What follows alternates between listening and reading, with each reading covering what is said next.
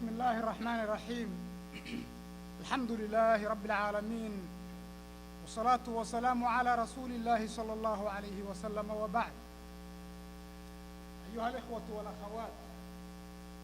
السلام عليكم ورحمة الله وبركاته. إلهي سبحانه وتعالى أيام مهد إسكاله مهد دمانتيد بها وين إنو سخري إن كرسيي إنو سهلي إنان هلكن عويسكني آدك وقروح ضبضان لأن اسكوي منه وإن إلهي الدين تيسا وحكا فائدة سنه إله أيام مهد سبحانه وتعالى مهد لبعض وحا إسكاله ولا لها صوت دياريي كلان كان قروح ضبضان له كلان كان آدك وقالقا وقروح ضبضان له صوت دياريي mahad gaara ayay leeyihiin iyaguna hadday tahay hablaha ama akhawaadka refreshmentiga ama cuntooyinka iyo hawlaha soo diyaariyay haddii ay tahay walaalaha kale ee hawlaha kala gadisan soo diyaariyay intuba aad iyo aad ugu mahadsan yihiin gaar ahaan walaalkeen sheekh mahad oo hawshan lafdhabar weyn ka ahaa aad iyo aad u mahadsan yahay jazakallahu khayran runtii sida aad arkaysiin mawduuca maanta aan wax ka taaban doono ama wax ka sheegi doono waa mawduuc ballaaran weeyaan waa mawduuc ka hadlaya iimaanku raadka uu ku leeyahay nolosha qofka bini aadmiga guriga qofka muslimka bulshada muslimiinta iyo bulshadaba guud ahaan bini aadmiga guud ahaan iimaan haddii la helo raadka uu ku yeelanayo taas ayaa laga warrami doonaa intii ilaahay naga karsiiyo marka anigu mawduuca ama qaybta yaran wax ka taaban doonaay iyadoo waqtigu iska kooban yahay waxay noqon doontaa haddii ilaahay idhaahdo iimaanku raadka uu ku leeyahay qofka muslimkaa iimaanku raadka uu ku leeyahay iyo aqalka muslimkaa iimaanku raadka uu ku leeyahay labadaas qodob ayaan wax yar ka tilmaami doonaa haddii ilaahay idhaahdo run ahaantii iimaan marka la leeyahay ee iimaan laga hadlaayo qofka muslimka ihi muslim dabcan marka la leeyahay dee waa qof iimaan lahu waa qof ilaahay rumeeyey rasuulkiisii rumeeyey rusushii oo dhan rumeeyey arkaantii iimaanka eed garanaysiin rumaysan weeyaan iimaankaasi waxbuu markaa dhalaa as an individual kolka qofka gaar ahaan loo eegayo amase loo eegayo guriga loo eegayo waxbaa ka dhasha marka iimaan la helo marka rumaynta ilaahay subxaanahu wa tacaala la rumeeyo la helo waxbaa ka dhalanaya oo ka imanaya waxaa ka dhalanayna waxa weeyaan dee waxyaabaha laga arkayo qofka laga arkayo waxaan akhrinaa had iyo jeer qur'aanka إلهي سبحانه وتعالى إنما المؤمنون الذين إذا ذكر الله وجلت قلوبهم وإذا تليت عليهم آياته زادتهم إيمانا وعلى ربهم يتوكلون مؤمنين وقوة عين كاسرة مركا إيمانك أيشان إيمانك إلهي سبحانه وتعالى وكم من يستي مريهيسي محاي نقدين وحيابها آيات سكور رميسا أياك ماذا مراها كذا الشيء إيمانك لجهل إنما المؤمنون الذين آمنوا إذا ذكر الله وجلت قلوبهم وقوة إلهي مرك الله حصور قلبي جودا ينفتو ذا أي جلجلة تعبسي إلهي أي كعب سنة يندرت ذا إلا جلجلة ويبان وإذا تليت عليهم آياته زادتهم إيمانا آياتك إلهي كورك الله أخريانا إيمان بأ زيادة إيوه ومين هرل أيا زيادة يعني مركز رنهانتي قفك مسلم كي إيمان كاس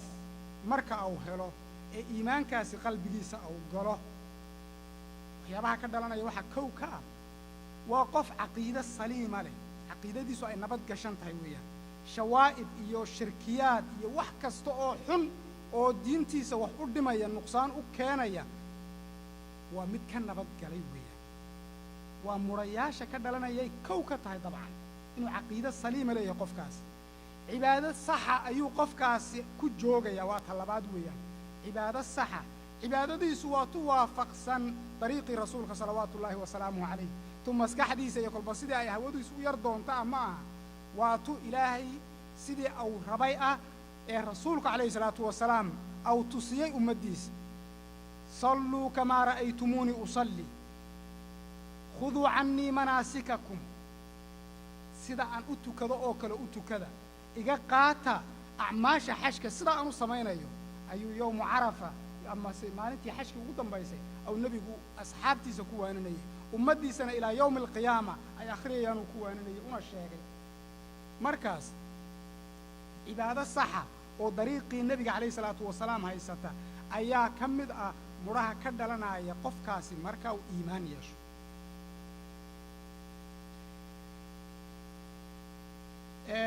dabcan waxaa ugu waaweynayda uu samaynayo qofkaasi cibaadada waa faraa'isha sidaan ognahay waxyaabaha ilaahay uu nagu faral yeelay faraa'ishaas marka laga yimaado nawaafisha ayuu ku dadaalaa nawaafishu waa sunnayaasha weeyaan laa yazaalu cabdii yataqarabu ilaya binnawaafili xataa uxibbah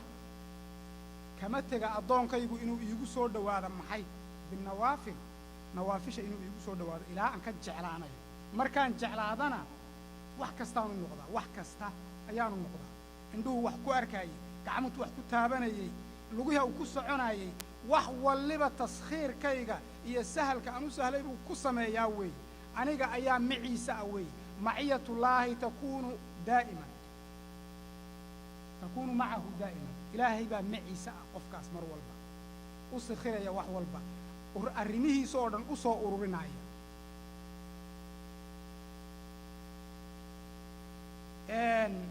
waxa markaas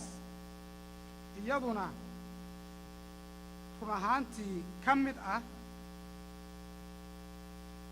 dhinacyaasha ama qofkaa iimaanka leh waxyaabaha ka dhalanaya iimaankiisa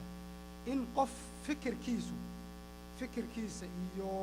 wax yacni aqoontiisa iyo waxgaradkiisa iyo waxaas ay ballaadhan yihiin weeyaan ay ballaadhan yihiin isla markaana waxa weeyaan ka faa'iidaysanaya wax kasta oo noloshiisa iyo nolosha faamiligiisa iyo nolosha mujtamaciisa wax u taraya wax ku soo kordhinaya adduunkiisa anfacaya aakhiradiisa anfacaya waa mid ka faa'iidaysanaya oo xagga fikirka wax wanaagsan maskaxdiisa gelinaya weeyaan qalbigiisa gelinaya weeyaan waxbarasho iyo cilmi wanaagsan faa'iidaysanaya weeyaan qofka muslimka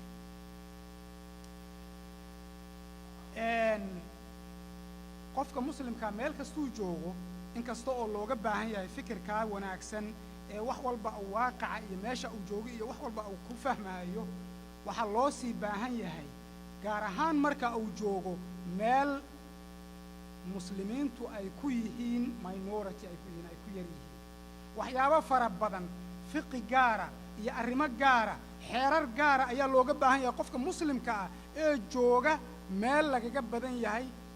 dadka caqiidadiisa haysta lagaga badan yahay ama dadka muslimiinta lagaga badan yahay siduu ula dhaqmi siduu diintiisa islaamka ee quruxda badan leh usoo ugu bandhigi dadka sidee loo arki inuu yahay qof safiir u ah islaamka iyo muslimiinta u ah oo wanaagsan oo jacayl iyo wanaag iyo nadaafad iyo wax kasta oo wanaag lagu tilmaamaayo oo ka soo burqanayo qofka muslimka waa kaa weeyaan maaha qof waja cabuusan maaha qof waxa weeyaan qofkii taageero iyo kaalmayn u baahan anaan waxba u qabanayn ma aha qof markaa uu albaabka ka sii baxayo haddii qof waayeelah oo kale uu ka soo daba baxo oo laga yaabo inuunan la diin ahayn albaabka ku siile kaas ma aha kaa min akhlaaq laysa min akhlaaq alislaami fii shay qofkaas oo kale wax alla waxuu ka yahay ma jirto waxa weeyaan qofka muslimka ah inuu diintiisa si qurux badan oo xadaari ah oo wanaagsan ugu soo bandhigo li'annaha diinu raxma waa diin raxmadeed waa diin naxariiseed waa diin xishmad iyo wanaag iyo qurux badan weeyaan laakiin hadday dadka diintaa haystaay hadday si foolxun usoo bandhigaan si foolxun hadday usoo bandhigaan iyaga ayaa dembi weyn kororhsaday oo ay ka kororhsadeen maxay ay ka kororhsadeen inay islaamkii usoo jiidaan magaxxumo inay communitygooda magaxxumo usoo jiidaan inuu magaciisa qofkaasi magaxxumo usoo jiido maxaa yeelay wuxuu huwan yahay shaag waxyaabo fara badani ku hoos jiraan buu qofkaasi xidhan yahay ama uu huwan yahay marka waxaa loo baahan yahay qofka muslimkaa inuu ilaaliyo waxyaabo fara badan baa loo baahan yahay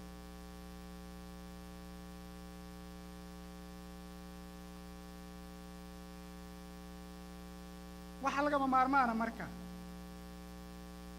in qofka muslimkii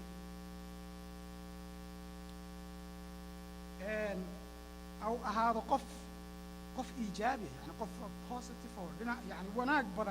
وناك بدن أهر سيدا يضدك وناك بدن أهر سيدا إنه يهاي أيال لقى ممار معنا سادرته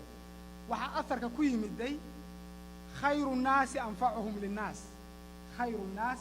أنفعهم للناس ضدك وحا أقو خير بدن كأمضة واحترى بالي كأمضة واحترى لقو مؤلاء كأمضة مالات كوضة تمادين كواد سكوادن تينو كليهات كواد سكو دين تينو كليهات اللي أنفعهم للناس وكلمة الناس تشمل من تشمل وحكس أي شمل سنة كو حتى أن دين هيسن لكن أدوار لكو تهين معي بني آدم من مدعود الماء آدم ودتهين كاسا صوق عليا كاسا حتى صوق عليا مركا إيمان كمرهيسو هدون نقوم وايا وح لقا أركيو أو أي دتك أنفعيا أو أدقا كردافسن هدون نقوم وايو دي وح الله وح وياي مجرد أنا كليات يقول قبناني وأنا كليات مساجد تجي تاسو أديك إلهي من قد حس كليات لكن أنفعهم للناس ذاتك كأجو واحتر بدن تاس دمال لك ما سوق لي استهدي أنا أرن تاس دبقة إن أثر كالنبي عليه الصلاة والسلام تصوره وحكوا حديثات النبي عليه الصلاة والسلام أو نوت المام يكمل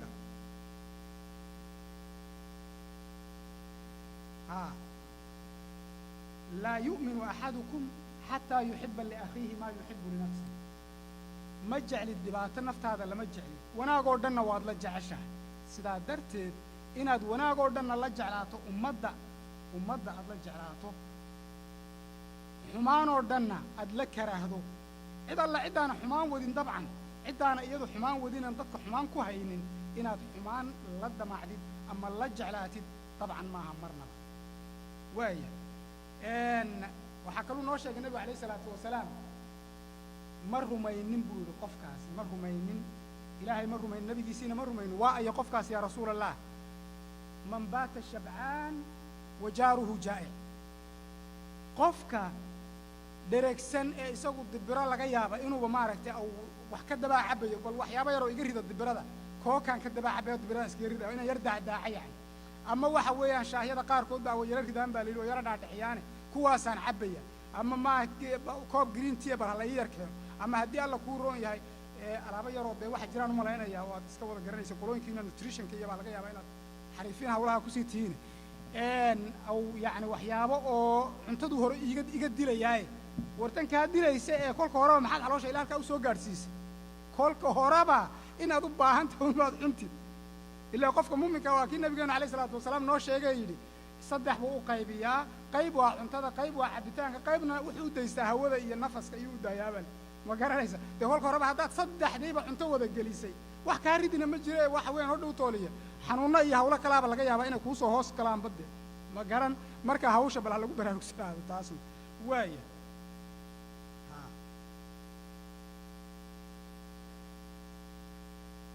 إن وحلاقي يا بقف مقالة ده نوكل كل نول إنه يراهدو وحيابها دنت جود مقالة النظافة ده نوكل ما يعني وحويان تطبع الربائنا مثلا جنرال هوسبيتال ما أنت لقى ربا إن ديق لقاضو وكل وحلاقي يا بقف كانوا كبار بسنان بواه يراهدو ده يوكل الله يرى ياي ورما أنا أقول صدق أنا عم دقن ماشي لقى يا بينا كاديق لقوا شوية نقطة أما كوا تقان وحاسو وحيابها وحويان مركز لو بهاي قفك مسلم كأو إيمان كيسو إنه برا لو بهاي أو وحويان أو يقانئه وإنه هذا تي الشيء إنه أنفعهم للناس قفك أو واحترك بدن ضدك ويان كأو خير كبدن لي كأو خير كبدن لي مركز نظافة المجالات وقيب إنك كهات ويانو أي كل بتويان هذا نظيفة هاي إنه يكون بتويان هذا عذر رأي دبات الجيران هذه الله وح إن لو قبتها إتى مجالده إن القيب كها تويان تاس وحكوا برئيس الدين تاذا ما إن ميل إسكو حدد أو ترى وتديو كلا لا ربا وحاس تديو كلا لا رباي أما هؤلاء هذا ضد كلا أطال مايا تاس هذه أرمها سوي المسكحة هذا كل جيران وحبا قد من مركا فهمي جا إسلامي جا إن الدب مراجعة يسويها إن الدب مراجعة يسويها طيب ويا إيمانك مركا الله المستعان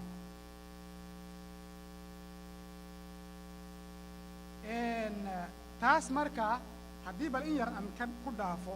arrinta oo qofka keliya haatay iyo muraha iimaanku uu laga faa'iidaysanayo xagga guriga in yar haddaan yadna ka hadlo kulli malaha waqtigayba inuu soo dhow yahay laga yaabaa qofka guriga muslimkii horta waa inuu ahaado si loo arko iimaankii iyo muxuu ahaa murihiisii looga arko beydka muslimkiihi waa inuu yahay mid ku dhisan maxay